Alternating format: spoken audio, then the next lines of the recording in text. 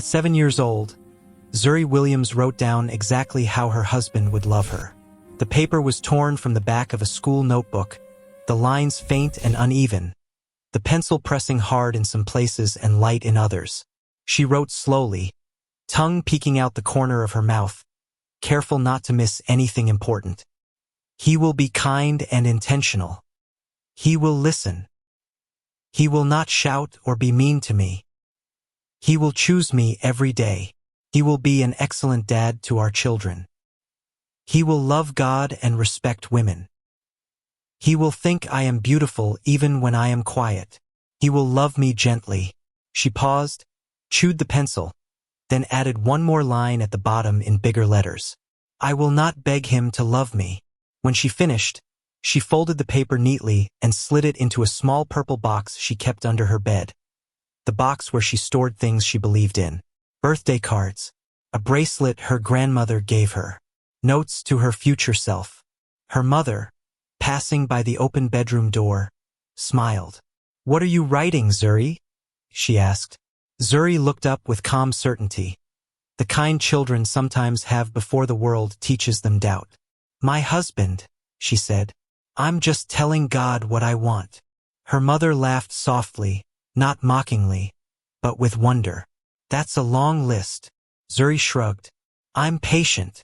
23 years later, Zuri stood in her apartment holding that same folded piece of paper. The edges now worn thin, the pencil marks faded but still legible. She hadn't seen it in years. Life had happened. School, work, friendships, disappointments that didn't break her but did teach her. She had moved apartments twice, changed careers once, grown into herself slowly and deliberately. Somewhere along the way, the purple box had been pushed to the back of a closet, buried under winter coats and old handbags. Now, at 30, she was cleaning with intention. Not the rushed kind of cleaning done before guests arrived, but the deeper kind, the kind that came when you felt a shift inside you and didn't yet know why. Zuri unfolded the paper carefully, her breath catching without warning. She read the list once, then again. A slow smile touched her lips. Not sad, not longing, thoughtful. I really believed this, she murmured. She sat on the edge of her bed, the late afternoon sun pouring through the window, painting her dark skin warm and golden. Outside, the city hummed, cars passing, distant laughter, life continuing as it always did. Zuri wasn't lonely. That was the part people never understood. She had friends who loved her deeply, work that fulfilled her, peace she had fought to protect.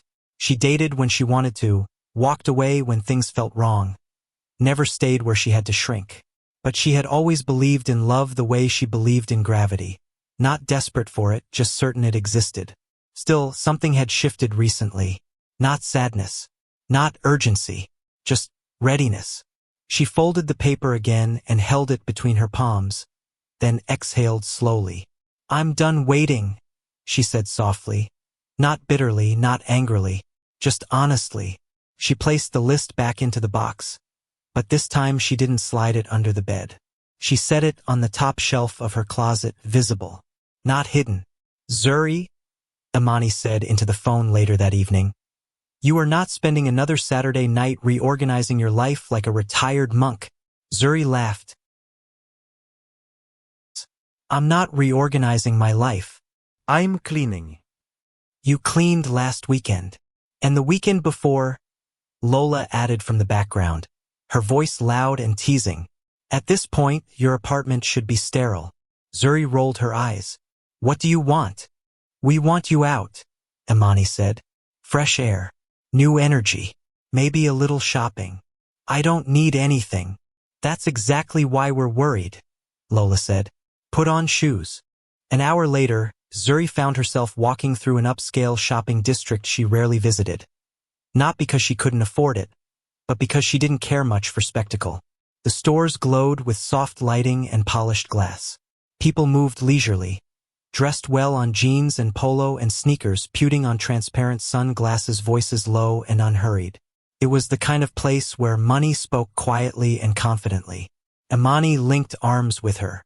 Just browse, she said. No pressure. Zuri nodded, relaxed, observant. She had always moved through spaces like this without shrinking or performing. She didn't announce herself, but she didn't disappear either. They drifted from one store to another, laughing, commenting, touching fabrics they had no intention of buying. Then they reached a boutique at the corner, white stone exterior, tall glass windows, minimalist elegance. Zuri slowed. "Let's skip this one," she said lightly. Imani raised an eyebrow. "Why?" "No reason," Zuri replied. And that was true. There was no fear, no insecurity. Just a quiet instinct nudging her elsewhere. Lola grinned. "You always do this. You avoid things before they even happen." Zuri sighed. "That's not." Imani gently tugged her arm. 5 minutes. If you hate it, we leave." Zuri hesitated, then nodded. 5 minutes. The door opened with a soft chime. Inside, the air felt different, calmer, slower, neutral tones, subtle music, clothes arranged like art, not merchandise. Zuri stepped in and felt it. Not excitement, stillness. She didn't know why. Across the room, a man stood near a display, hands in his pockets, posture relaxed but alert. He wore a simple dark jacket, nothing flashy, nothing loud. His hair was neatly cut. His presence unassuming in a way that suggested confidence without effort. Nathaniel Cross hadn't planned to stop there either. His driver had taken a wrong turn, traffic had slowed, and on impulse, he had asked to be dropped off to walk the rest of the way. He rarely did impulsive things. His life ran on schedules, decisions, outcomes. But something had told him to step out. He was examining a jacket absently when the door chimed. He looked up, and for a brief, inexplicable moment, everything else faded. She wasn't the most elaborately dressed woman in the room. She wasn't trying to be seen. Her hair fell naturally around her face. Her expression open, curious, unguarded. She moved like she belonged to herself. Nathaniel didn't think, "She's beautiful." He thought, "She's complete." Zuri didn't notice him at all. She moved toward a rack near the window, fingers brushing fabric, her mind elsewhere. She laughed softly at something Lola whispered, her eyes warm, present. Nathaniel watched her longer than he intended to. He cleared his throat, unsettled by his own stillness. A sales associate approached him. "Can I help you with anything, sir?" Nathaniel shook his head. "Just looking," but his eyes drifted back to Zuri. She picked up a dress, held it up thoughtfully, then shook her head and returned it to the rack, satisfied, as if she wasn't trying to fill any absence. Nathaniel took a step forward without deciding to. "Excuse me," he said, voice calm. Zuri turned. Their eyes met. Nothing dramatic happened. No spark. No thunder. Just recognition. "Yes?" she asked politely. Nathaniel hesitated, suddenly unsure why he had spoken at all. The fabric you're holding. It runs small." She glanced down at the dress, then back up at him, amused. "Good to know." She smiled once, brief, genuine, then turned back to her friends. Conversation over. Nathaniel stood there, oddly struck. She hadn't asked his name, hadn't lingered, hadn't tried to impress or extract anything from the moment. Zuri Williams walked away as if nothing extraordinary had happened. But as she stepped back onto the street minutes later, she paused without knowing why and glanced over her shoulder at the boutique window. The man was still there, watching the street now, thoughtful. Their eyes met again through the glass. This time something shifted.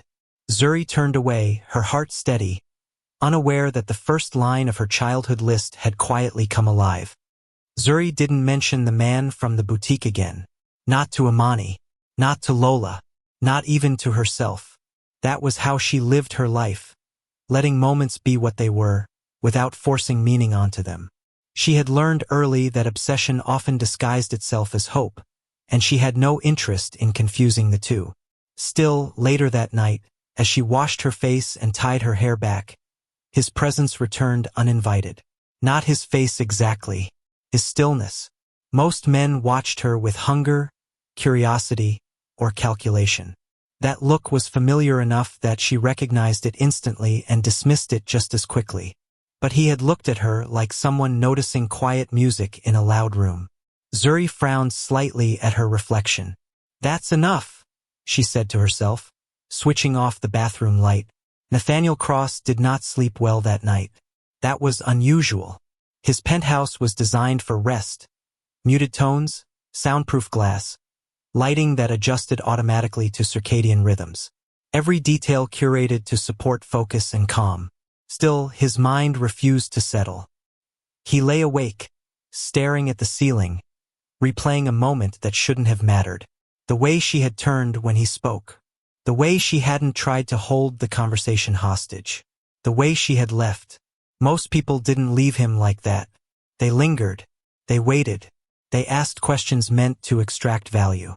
He had built a life where access to him was currency, and everyone seemed to know it, even when he didn't introduce himself. She hadn't cared. Nathaniel turned onto his side, irritated with himself. "You're projecting," he muttered, but the feeling didn't fade. 3 days later, Zuri walked into a glass-walled office building downtown, coffee in hand, posture relaxed. She worked as a brand strategist for a mid-sized creative firm. Big enough to matter, small enough to breathe. She loved her work. Loved shaping stories, helping companies articulate who they were and who they wanted to become. She was early for a client meeting, flipping through her tablet in the lobby when a familiar voice drifted across the space. "Zuri Williams." She looked up, surprised. Nathaniel stood a few feet away, dressed in a tailored charcoal suit this time, phone in hand. He looked more official, more aligned with the energy of the building. For a split second, recognition shifted, then settled. "Yes," she said, calm. "I wasn't sure it was you," he admitted. "But I hoped." She tilted her head slightly. "We've met." He smiled, not charmingly, not carefully, just honestly. "Boutique. 3 days ago. I gave unsolicited advice about fabric." "Oh," she said, remembering fully now. "Right." She didn't apologize for forgetting. Nathaniel found that oddly refreshing. "I didn't catch your name," he said. "Zuri." "I know," he replied.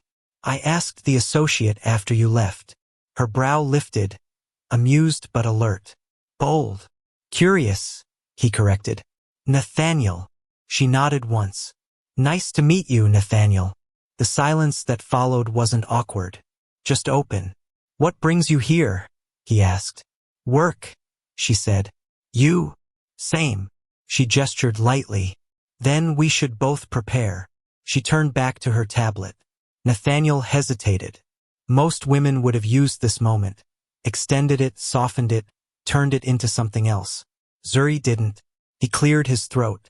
"I'm meeting with the executive team on the 32nd floor." She glanced up again, interest mild. "Good luck." And then she smiled politely and returned to her screen. Dismissed. Nathaniel watched her for a moment longer than was reasonable before heading toward the elevators. When the doors closed, he exhaled slowly. "This is new," he said quietly. An hour later, Zuri sat in a conference room, listening attentively as the client outlined their goals. She was fully present, but when the door opened and another group filtered in for a parallel meeting next door, her focus wavered briefly. Nathaniel entered with them.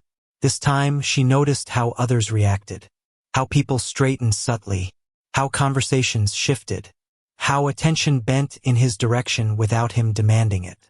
Recognition passed through the room like an invisible current. Oh, Zuri thought, he wasn't just another professional. He was weight. She returned her attention to her meeting without reaction, but something inside her clicked into place. Not excitement, not nerves. Understanding. Nathaniel noticed her again, of course. Not because she looked at him, because she didn't. Throughout the meeting, he caught glimpses of her through the glass wall. Focused, engaged, expressive in a way that invited collaboration rather than dominance. She spoke with her hands sometimes, smiled when others contributed, listened more than she spoke. When the meetings ended, both groups filtered back into the hallway at the same time. Imani and Lola were waiting near the elevators, already mid-conversation with Zuri. That's him, Lola whispered, eyes wide. The boutique guy? Zuri sighed. Lower your voice. Nathaniel approached, polite distance maintained. It seems we keep crossing paths. Imani smiled brightly. I'm Imani. Lola added quickly. Nathaniel, he said. Zuri checked her watch. We're late for lunch. Imani shot her a look. We are not. Nathaniel caught it and smiled faintly. May I walk with you? Zuri considered him for a beat, then shrugged. Sure. They moved together toward the exit, conversation light, unforced. What do you do? Lola asked him outright. Nathaniel answered simply. Investments, technology, real estate. That's broad, Lola said. Intentionally, he replied. Zuri hid a smile. Outside, the city buzzed around them. Sunlight reflected off glass and steel. The moment felt strangely ordinary for something that wasn't. Nathaniel slowed his pace slightly to match Zuri's. Can I ask you something? He said. She glanced at him. Depends. Why did you almost skip the boutique? She stopped walking. Imani and Lola continued a few steps behind, sensing something but saying nothing. Zuri looked at him carefully now. I trust my instincts, she said. They usually know things before I do. And what did yours say? He asked. She smiled, not flirtatious, not guarded. That I didn't need anything in there. Nathaniel nodded slowly. That's consistent, he said. With what? With you, he replied. You don't seem to be searching. Zuri met his gaze evenly. Neither do you. Something passed between them then, acknowledgement, not attraction. Respect. They reached the cafe entrance. This is us, Zuri said. Nathaniel stepped back. Lunch another time? She considered. Then said, maybe. Not a promise. Not a dismissal. Just possibility. As she turned away, Nathaniel realized something unsettling and new. For the first time in years, he wasn't wondering how to impress a woman. He was wondering how not to lose her. The internet discovered Zuri Williams before she realized she had been noticed. It started subtly. A repost of her firm's campaign. A tagged photo from a panel discussion she had spoken on months ago. Then an influx of unfamiliar names liking her posts. People with polished profiles, corporate titles, quiet prestige. Imani noticed first. Why are verified people suddenly watching you? She asked one evening, phone in hand as they sat on Zuri's couch. Zuri frowned. Verified how? Imani turned the screen.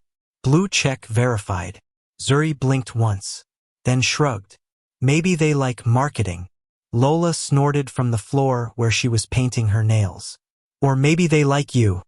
Zuri smiled but said nothing. She hadn't connected the dots yet.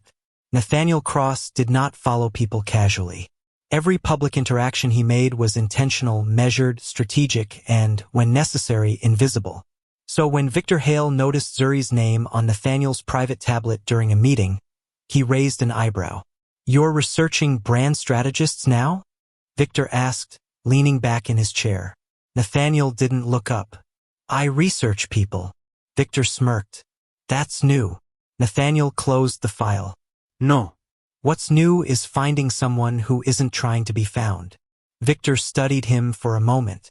Be careful. With what? With women who don't need you, Victor said. They're the only ones who can walk away. Nathaniel didn't respond, because that was precisely what unsettled him. Zuri didn't know Nathaniel Cross was a billionaire. Not yet. She knew he was influential. She wasn't naive. The way rooms shifted around him was unmistakable. But she hadn't bothered to Google him. She didn't need information to decide how she felt about someone. She treated people based on how they showed up. That was it. So when she received an email invitation 2 days later, addressed personally, phrased simply, she read it with curiosity, not anticipation. Lunch. No agenda. Just conversation. Nathaniel. She smiled. Then she declined. Politely. Imani stared at her like she had just set money on fire. You said no? I said not this week, Zuri corrected, closing her laptop. That's still a no. It's a boundary, Zuri said calmly. I'm Buse. Lola squinted. You like him? Zuri met her eyes. I respect him. That comes first. Nathaniel received the response without surprise, without offense. He appreciated clarity, but something in him shifted. No one postponed him unless they were afraid or posturing. Zuri was neither. That realization followed him into a boardroom the next morning, where his name was spoken with reverence and expectation. Cross Holdings has officially surpassed last quarter projections, someone announced. Applause followed. Nathaniel nodded, mind elsewhere. Across the city, Zuri was leading a brainstorming session, unaware that the man she'd postponed controlled buildings she walked past every day, or that his face had appeared on magazine covers she never read. They met again by accident, or what looked like one. Zuri was leaving a gallery opening, one she attended alone, content to move through art at her own pace, when she spotted him standing near a large abstract piece, hands clasped behind his back. He noticed her immediately. This time she didn't pretend not to. Do you follow me? She asked lightly. Nathaniel smiled. Only when you decline my invitations. She laughed softly. Fair. They stood side by side, studying the painting in silence. Do you like it? He asked.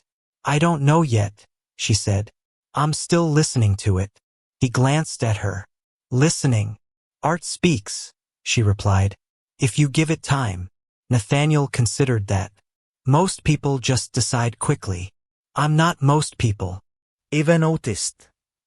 The conversation flowed easily after that, about creativity, intention, how success changed people and sometimes revealed who they'd always been. Nathaniel didn't mention his wealth. Zuri didn't ask. But eventually someone approached him. Mr. Cross, the man said, extending a hand, voice deferential. An honor. Zuri felt it then, the shift, the recognition, the quiet power. Her expression didn't change, but something inside her recalibrated.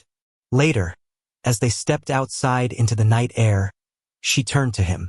You could have told me, she said. Told you what? Who you are. Nathaniel met her gaze evenly. I wanted you to meet me first. Zuri studied him for a long moment. Then she nodded. I appreciate that. He exhaled slightly.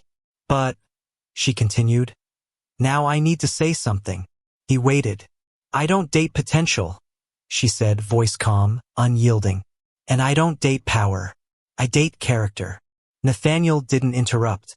If you think this, she gestured lightly between them, works because of what you have, it won't. That's not why I'm here, he said quietly. I believe you, she replied. For now. They stood there, the city glowing around them. Nathaniel realized then that Zuri Williams was not impressed by access. She was impressed by alignment. And for the first time, being a billionaire felt irrelevant. Nathaniel did not call Zuri for 3 days after the gallery. Not because he wasn't thinking about her. Because he was. He replayed her words in the quiet spaces of his life, between meetings, during early morning workouts, in the moments before sleep. I don't date potential. I don't date power. I date character. No one had spoken to him like that in years. Not with disdain. Not with awe. Just truth. So he did what he rarely did. He slowed down. Zuri noticed the absence immediately. Not as a loss but as information. When men disappeared after a boundary, it usually meant the boundary had worked. She respected that. She didn't chase silence. Didn't try to interpret it into meaning. Instead, she poured herself into her life. Morning walks with music low enough to hear the city wake. Work that stretched her creatively. Evenings spent cooking real meals, calling her mother, laughing with Amani and Lola until her ribs hurt. She wasn't waiting. She was living. So when her phone buzzed late Friday afternoon, she glanced at it casually. Nathaniel, I'm going somewhere tomorrow morning. No reservations. No cameras. Just space. Would you like to come? Zuri stared at the message, then smiled. Zuri, where? A pause. Then, Nathaniel, I'd rather show you. She considered. Then typed. Zuri, pick me up at 9. And no suits. The response came almost instantly. Nathaniel understood. He arrived at 8:57. No driver. No blacked-out SUV. Just Nathaniel, in a plain white shirt and dark jeans, leaning against a modest but elegant car. Zuri noticed immediately. "You listen," she said as she approached. "I'm learning," he replied. They drove out of the city in companionable quiet, buildings giving way to open road, concrete softening into green. After nearly an hour, he turned onto a narrow path lined with trees. "This place belongs to my mother," he said. "She comes here when the world gets loud." Zuri said nothing. He parked near a small, understated house overlooking water that stretched endlessly toward the horizon. It wasn't extravagant. It was intentional. They walked along the shoreline, shoes in hand, the morning air cool and clean. "I come here when I need to remember who I am without everything else," Nathaniel said. Zuri nodded. "That matters." They sat on a wooden bench, watching waves break gently. Minutes passed. Then more. No rush. Finally, Nathaniel spoke. "I'm not used to being unseen," he said. "Or rather, not being treated as if I'm seen." Zuri looked at him, attentive but not probing. "People usually react to what I represent before they react to me. And I don't," she said simply. "No," he agreed. "You don't." He turned toward her fully now. "That's why I didn't call. I needed to decide if I could meet you without needing to be impressive." Zuri studied his face. "This isn't impressive," she said gently. "It's honest." Something in his chest loosened.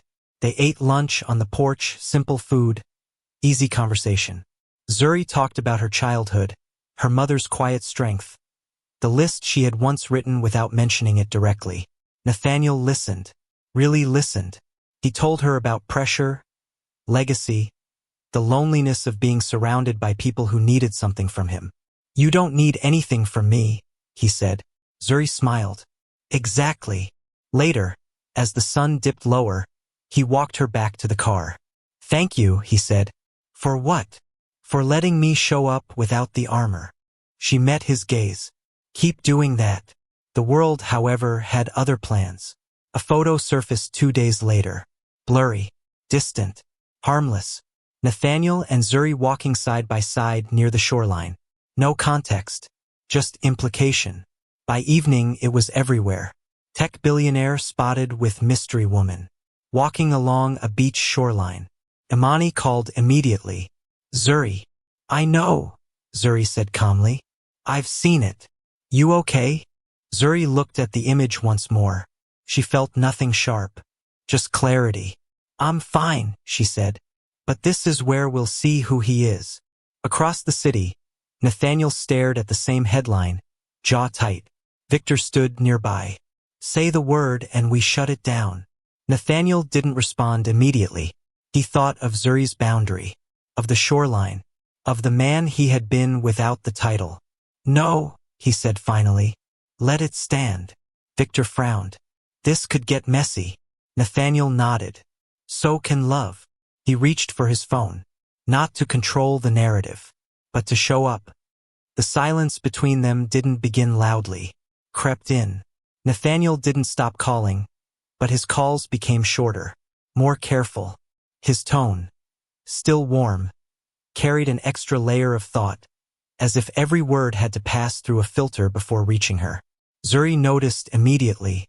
She always did, not because she was anxious, but because she paid attention. "How was your day?" he asked one evening. "Full," she replied. "Yours?" "Busy." A pause. "Good busy?" she asked. Another pause, brief but telling. "Productive," he said instead. Zuri smiled faintly to herself. There it is, she thought. The article didn't disappear. More followed. Speculation layered on speculation. Some flattering, some invasive, others predictably dismissive. She must be after his money. Another temporary distraction. Beautiful but out of her depth. Imani fumed. Lola wanted to fight strangers in comment sections. Zuri remained quiet.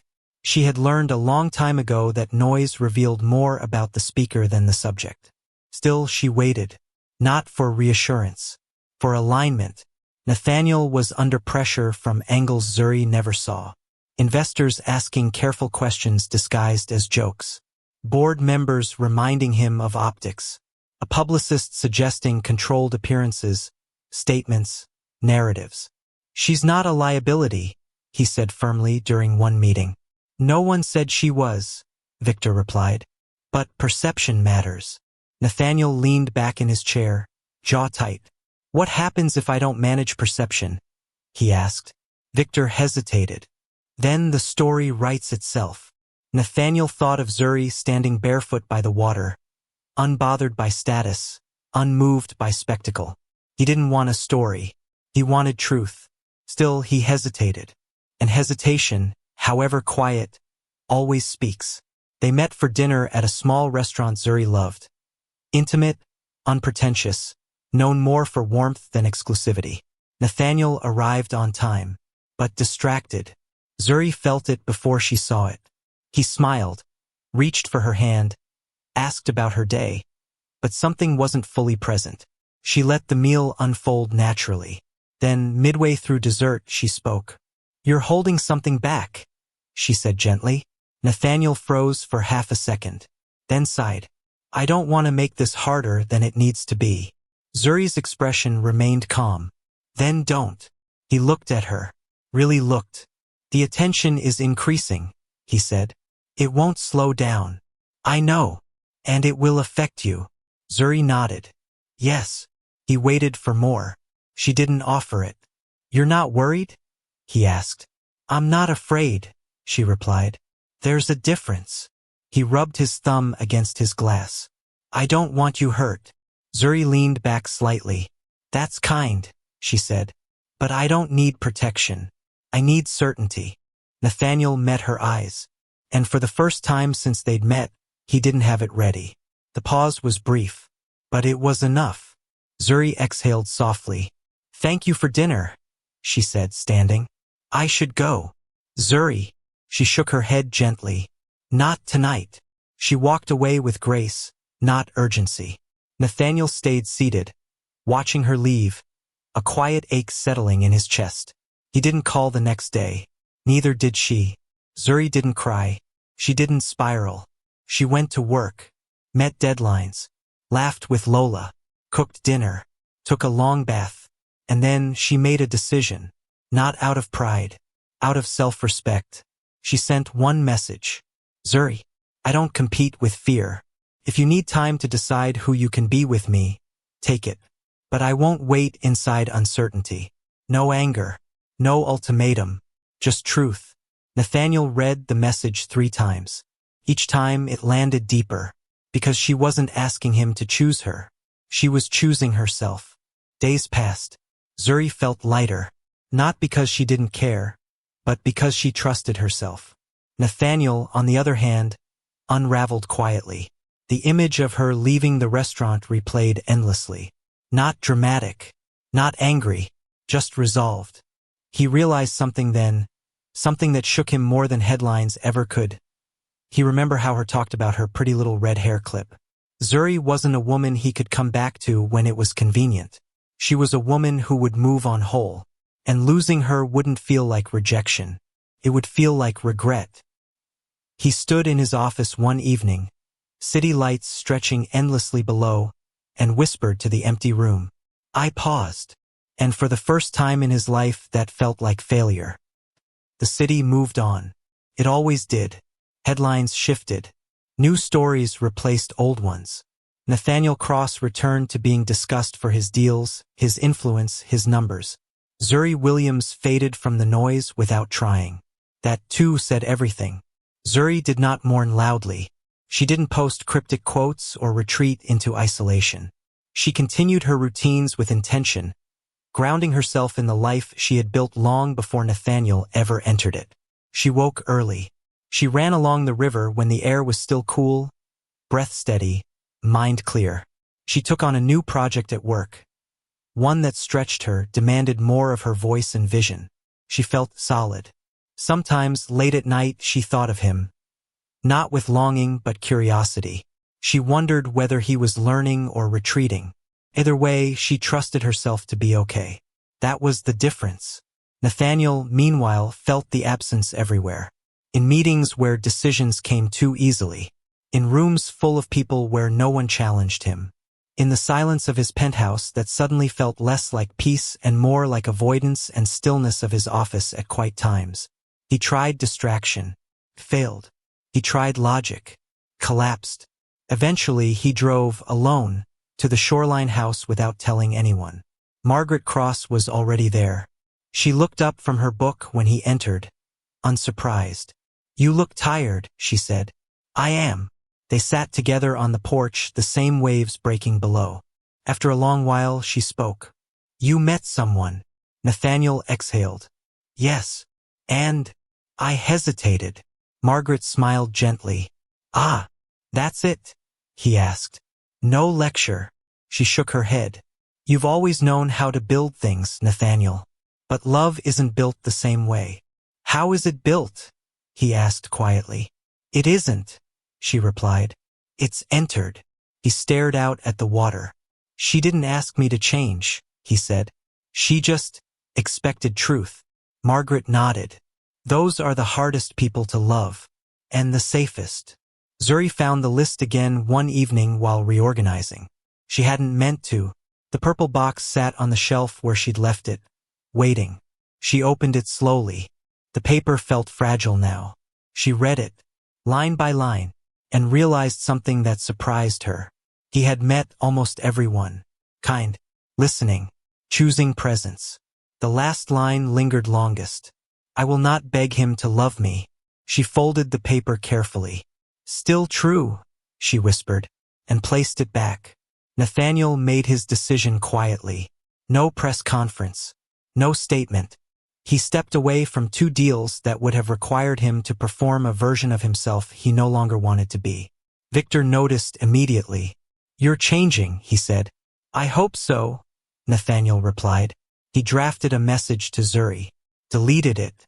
Drafted another. Deleted that too. Finally, he closed his laptop and did something radical.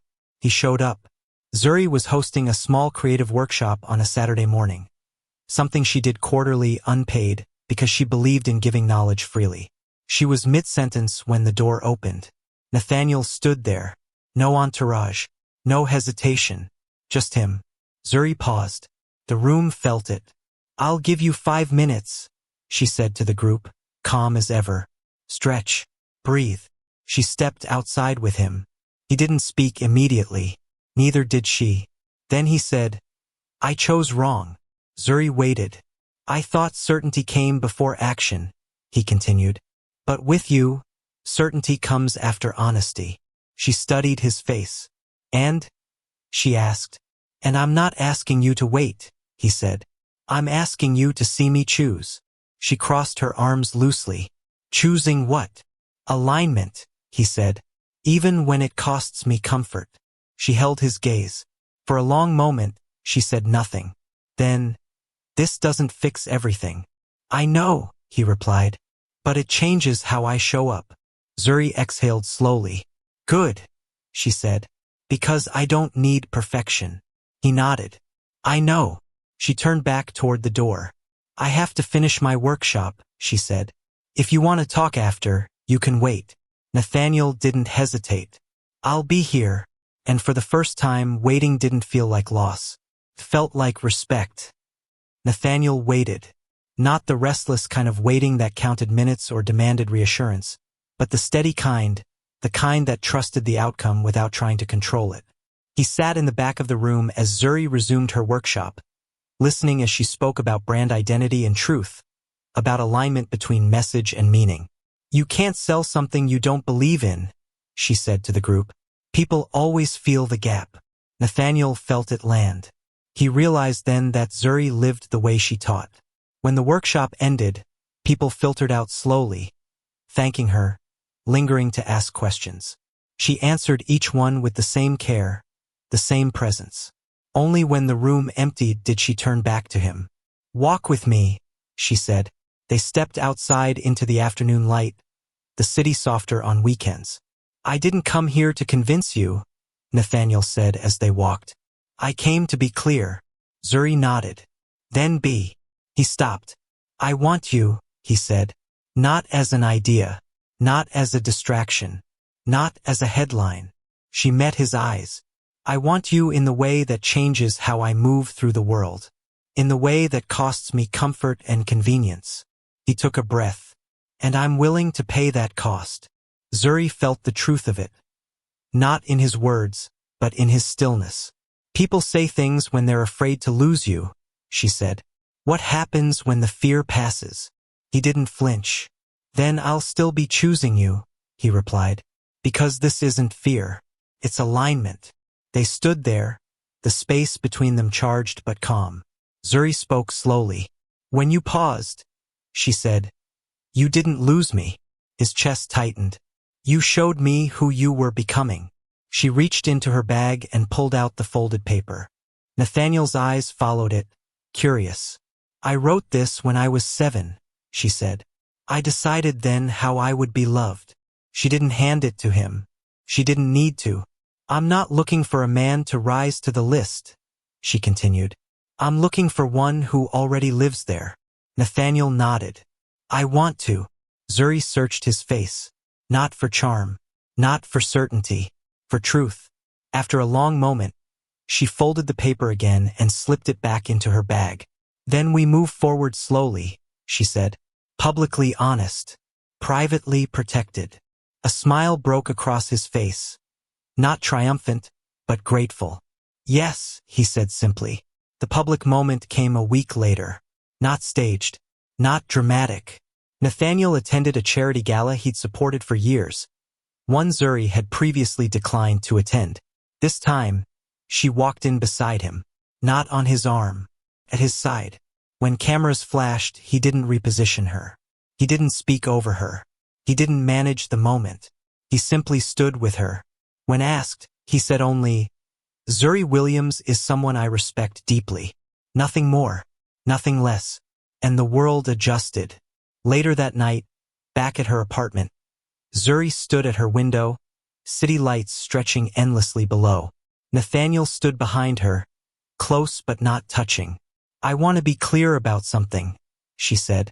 Tell me, if this ever becomes a place where I have to shrink, she said. I will leave. He nodded. I know. She turned then, fully facing him. And if you ever choose fear over truth again, I won't ask you to stay, he finished. She smiled softly. That's why this works. He reached for her hand then, slowly, intentionally. She let him.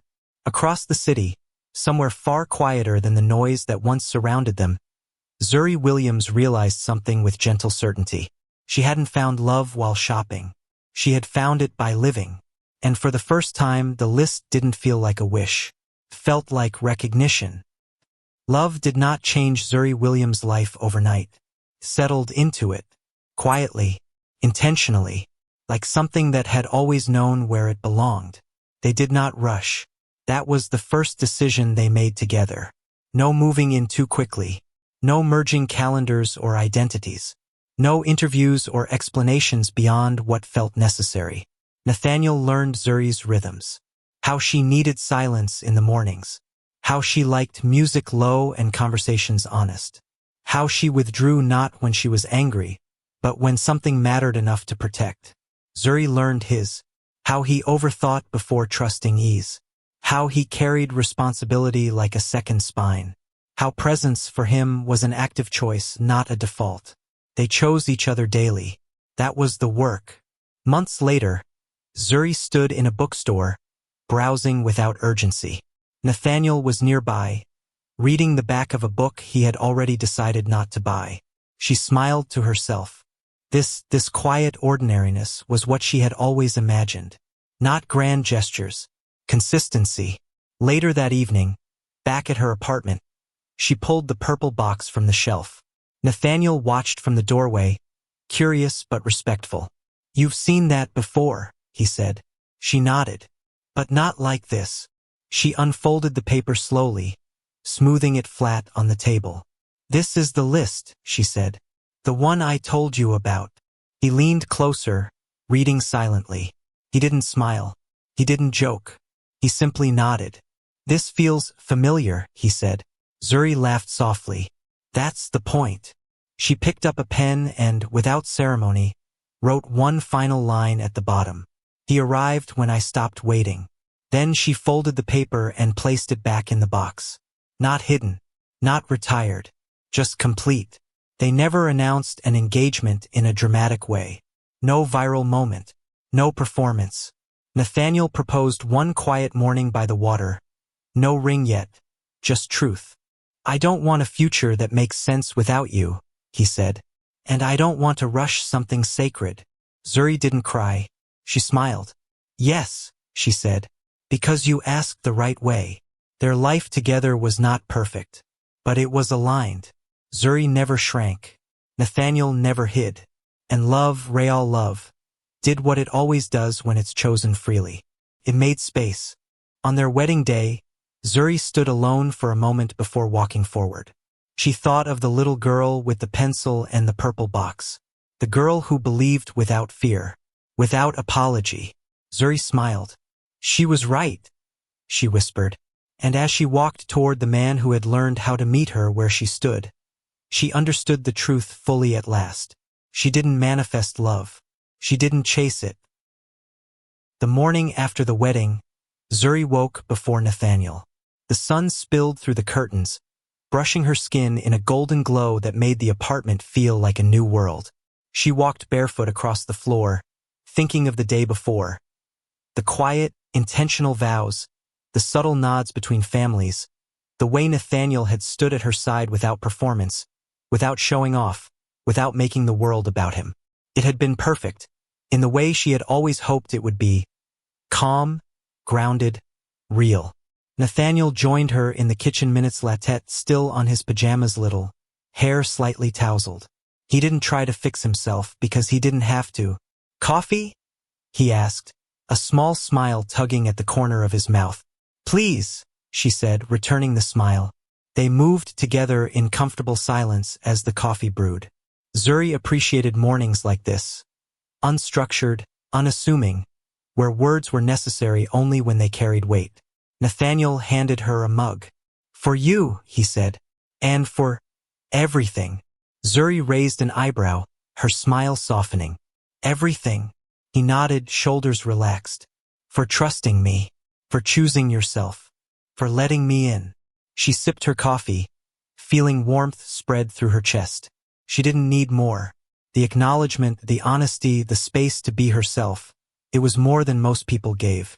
They didn't opt for a flashy, high-profile destination. No paparazzi, no private yachts, no resorts full of people who could distract them from themselves.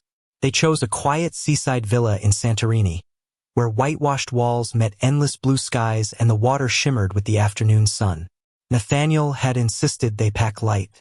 Zuri laughed when he only brought 2 pairs of shoes. You'll probably regret it when we walk 20 miles, she teased. I'll regret it less than losing the view, he replied. Their days were deliberately unplanned. Morning. Long walks along cliffs, sandals brushing against sun-warmed stone, laughter echoing in empty streets. Afternoon. Cooking together in a tiny kitchen, tasting olive oil straight from the bottle, testing pasta for the perfect doneness, and occasionally arguing over which herbs to use. Evening. Sitting quietly on the terrace, watching the horizon, the air scented with salt and wildflowers, listening to the faint hum of the ocean. But the connection between them was intimate in ways words often failed to capture. A brush of hands as they carried groceries. A shared glance at a passing boat that made them laugh. A quiet check-in, like a heartbeat between them, confirming, we're still here, together. One afternoon, as the sun was setting over the water, Nathaniel pulled out a small notebook. I want to map our life, he said, eyes scanning hers. Not like a plan to control it, just dreams, intentions, things we want to build together. Zuri leaned back, intrigued. You mean like a life list? Exactly. But ours, he said. They sat close to the water, spent hours writing. Some items practical. Open a small art studio in the city. Take a month-long road trip across Europe.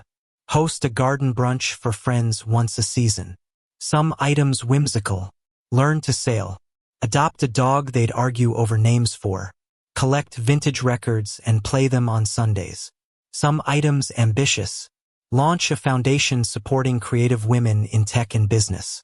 Invest in sustainable housing projects around the world. Write a joint book, one chapter each, alternating perspectives.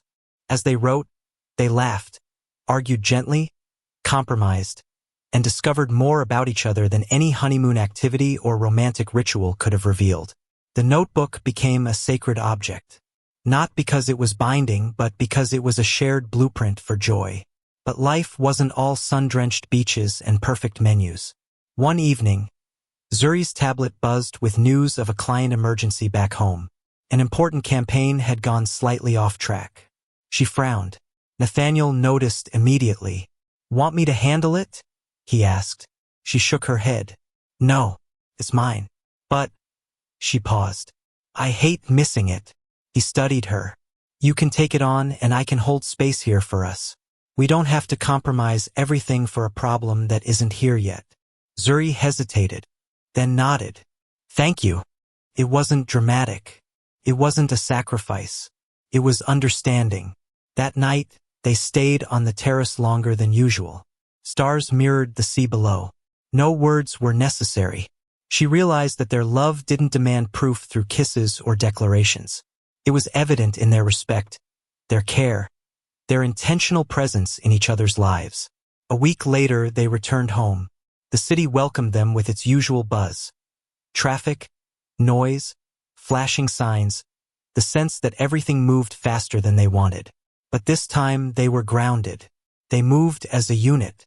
They talked about routines they wanted to create, mornings they'd spend together, evenings they'd dedicate to projects, not screens. Their first morning back, they opened the life notebook again. "Let's prioritize the foundation," Zuri said. "I want to see it active in 6 months." Nathaniel nodded. "And the road trip?" "Europe first," she replied.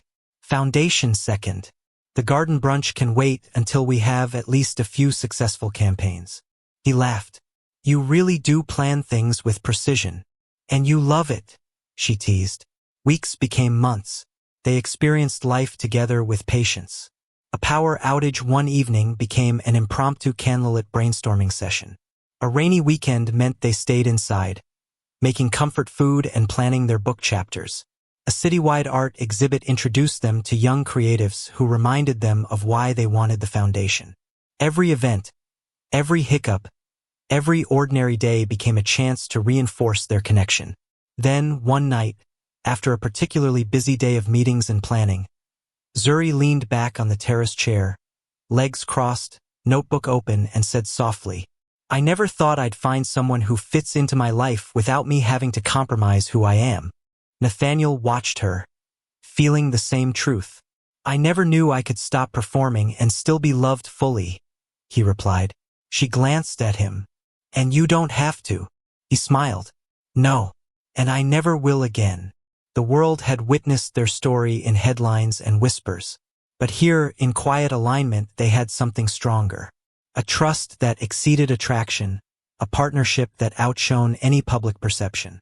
Zuri closed her notebook. "I like the life we're building." Nathaniel nodded. "I like it too.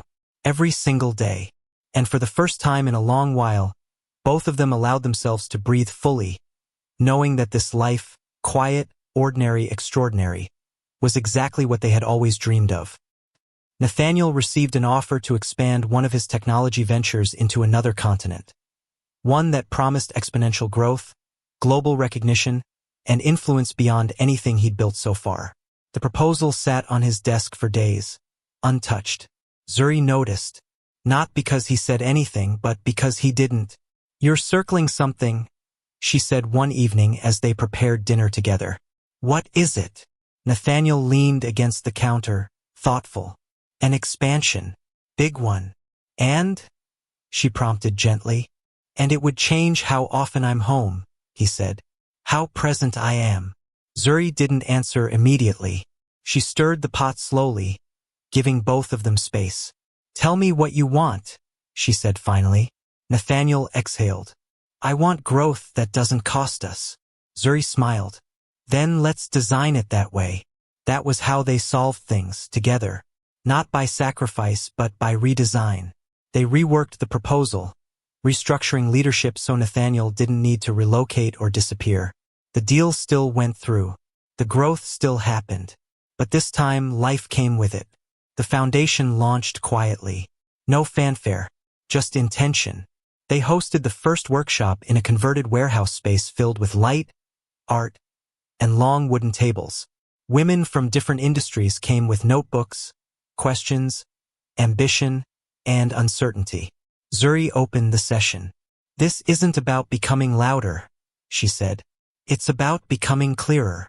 Nathaniel sat in the back listening, not as a sponsor, not as a benefactor, but as a partner. Watching her lead reminded him why he had chosen differently. Their days became layered. Morning routines, work that mattered. Evenings spent reviewing foundation proposals or debating design choices for their future home. Sometimes life pushed back. Funding delay, a public misunderstanding, a moment when old habits tried to resurface. But each time they returned to the same question. Does this align with who we are becoming? If the answer was no, they adjusted. One quiet Sunday, Zuri found Nathaniel on the terrace staring at the city skyline. What are you thinking about? She asked. The version of me who thought success meant never stopping, he replied. And? She asked. And I'm grateful he didn't get everything he wanted. Zuri nodded. Me too. She sat closely beside him, resting her head on his arm. They traveled often, but intentionally. A mountain town where mornings were wrapped in fog and conversations stretched long. A small coastal village where they learned the names of fishermen and bought fruit from the same vendor each day. A city neither of them had planned to love but did because they were there together. Everywhere they went, they collected moments instead of souvenirs. One evening, months later, Zuri received news that changed everything. Her mother had fallen ill. Not dangerously, but enough to require care. Zuri didn't panic. She paused. Nathaniel watched her closely. I need to be with her, Zuri said. For as long as you need, he replied instantly. They rearranged schedules, put projects on hold, moved without resentment. Nathaniel showed up quietly, driving, cooking, listening, stepping back when needed. Zuri saw then that love wasn't proven in celebration. It was proven in adjustment. Later, sitting alone together after a long day, Zuri spoke softly. When I was little, she said, I thought love would arrive loudly, like a reward. Nathaniel listened. But it didn't, she continued. It arrived gently, like support. He smiled. That's how it stays. Time passed. The foundation grew. Their book took shape, chapter by chapter, voice by voice. Their home filled with warmth instead of excess. And the list stayed in the purple box. One afternoon, years later, Zuri found a little girl sitting cross-legged on the floor during a foundation event, scribbling in a notebook. What are you writing? Zuri asked. The girl looked up confidently. My future. Zuri smiled, heart full. That's a good place to start, she said. Across the room, Nathaniel watched the moment unfold and understood something deeply. Love didn't just change them. It created room for others to believe. On a quiet evening, no anniversary, no milestone, Zuri leaned against the doorway of their study. You know, she said, thoughtful, I never chased this life. Nathaniel looked up from his notes. I know. I just lived honestly, she continued. And I followed, he said. She smiled. That was the truth. Zuri Williams didn't grow up dreaming of wealth. She dreamed of safety, of respect, of being chosen without conditions. And she got exactly that. Not because she waited, not because she begged, but because she believed love would meet her where she stood. And when it did, she was ready. From boundless love and happiness, thank you for staying till the end. Drop your comments and let's know where you're watching from, and don't forget to hit the subscribe button.